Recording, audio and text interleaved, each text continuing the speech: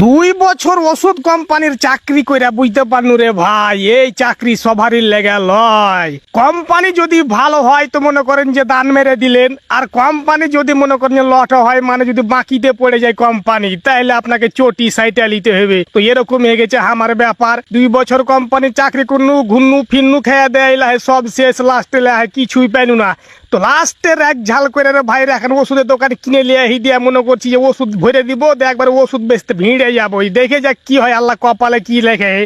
একেবারে ওষুধের দোকান লিয়ে আসে, একবারে ধুইতে লেগে গেছি, একেবারে ঘুইসা ঘুইসা ওষুধের দোকানে যত ময়লা আছে সব রে ভাই একবারে পরিষ্কার করে দিই। বুঝতে পারেন কিনা, ওষুধ কোম্পানির চাকরি খুবই কষ্টের রে ভাই রে, টিকা মুশকিল। বুঝতে পারে হেন, একেবারে ফার্মেসির আগা দিকে ঘন্টার ঘন্টা খাড়িয়ে থাকেন, 200 টাকার লেগে খাড়িয়ে থাকেন, টাকা দিবে কি দিবে না তাও ভরসা নাই। লাস্টে কইবে যে টাকা নাই, আজকে আবহাওয়া খারাপ, বাড়ি চলে যাও, মন টন খারাপ করে ঘুরে চলে আসতে হবে। এই রাগে রে ভাই রে, টিকা মুশকিল হয়ে গেছে। তো আমি একবারে ওষুধের দোকান দিয়ে দিই, দেখা যায় কি হয়। হালকা পাতলা চিকিৎসা জানি, মনে করেন যে ওটাই আল্লাহর রহমতে যদি ভালো চলে তো আপনাকে দুয়াতে মনে করছি যে ভালো একটা কিছু করবো এখান থেকে। পাশাপাশি বুঝতে পারছেন আপনার এলাকা বিনোদন গালাও নিয়ে আসবো।